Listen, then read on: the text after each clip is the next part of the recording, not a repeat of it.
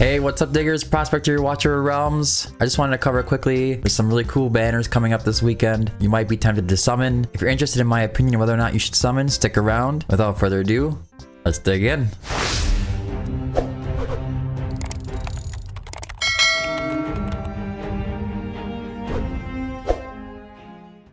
Alright, so the first thing that I wanted to point out is you can see that Sylas is up on the banner again, and it's only been a couple months since he was up there not that long ago, but he's going to be on the 15X for the Invocation of Spirits and the Divine Summoning. That's your legendary crystals and your rare summoning crystals. But what's the issue? The issue is there's two other legendaries also on a 15X with that banner, and the epics aren't exactly too great. If you're kind of early game, it might not be a bad time to try to pick up a Mudan or a Cyrene, but as far as Selkath, if you pick him up or not, it's not really a big deal. He's not really that good. I wouldn't put a lot into him. But as for Sylas, definitely one of the best heroes in the game, period. You see 5-0, 5-0, 5-0, 5-0. He's got some 4-9s, mostly on the AoE stuff, but in general, anything with single target damage, he's gonna go in there and he's gonna pretty much one-shot stuff, especially if you have Vierna, especially if you awaken him, especially if Araka. There's all kinds of things that boost his damage as you're going through. But just quickly, his physical attack deals 100% damage to an enemy, prioritizing airborne units, an extra 20% from his skills.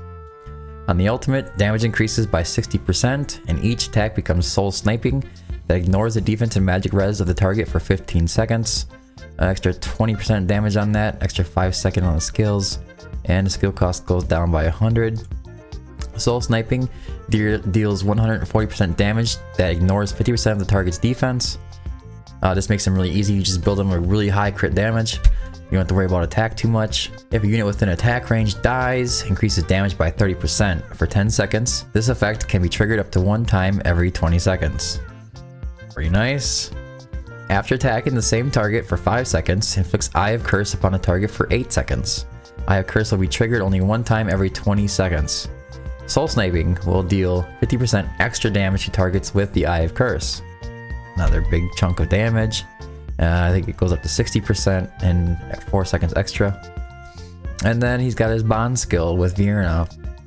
Obtain hero Vierna of the Wraith Queen to unlock the following bonus effect. During the effect of Shadow Cloak, Soul Sniping deals 100% extra damage. He's already ignoring defense. He's doing all this extra damage. Defense penetration, he's piercing.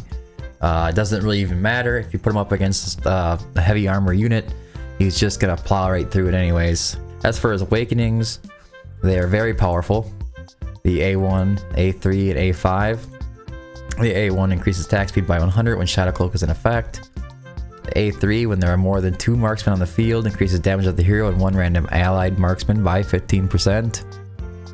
And the A5, the Mark of Curse, Eye of Curse, will increase physical damage to the target by another 15%. And on the Awakened 4 is an extra rage regen, and Awakened 2 is an extra attack. Now, why makes these heroes so bad?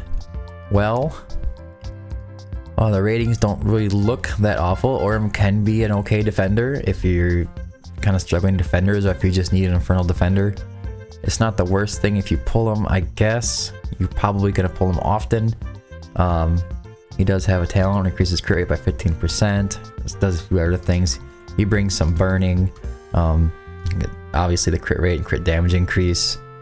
He's just not very impressive or very useful. There's so many different tanks you can use. You're probably just better off just using Titus. Okay.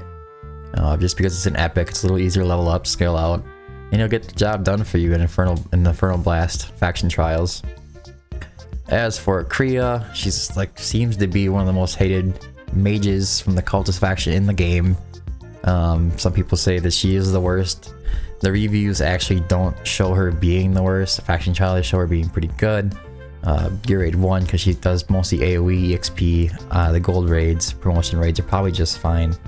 So if you do pull her, I guess it's okay to level her up, but she's not so great. As for the epics, Mudan is actually a really good champion. The problem is you could pull her on accident just from pulling on the 2x banner. A Cyrene is a cost regenerator. You put her down, and then when she activates her ultimate, she restores 12 cost, and it's a pretty low cost. So you can just put her in an arena and stuff like that. People like to use an arena and she just keeps generating costs for you to get kind of ahead of your opponent. As for Selkath, he's just not that good. I wondered maybe there's a chance he's okay at the Furious Torrent, but other than that, he's just not doing a lot.